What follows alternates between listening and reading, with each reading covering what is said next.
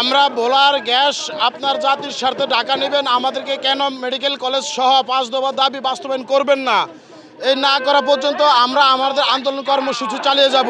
ভোলা 20 লক্ষ মানুষের একমাত্র উন্নয়নের রূপকার ছিল মরহুম নাজির মঞ্জু স্যার। তার মৃত্যুর পর থেকে অদ্য পর্যন্ত উল্লেখযোগ্য কোনো উন্নয়ন বলা হয়নি।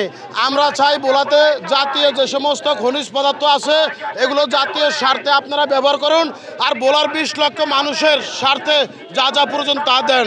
তা না হলে আমরা আমাদের কঠোর আন্দোলনের মাধ্যমে আমরা আমাদের দাবি দেওয়া আদায় করার চেষ্টা করব ইনশাআল্লাহ।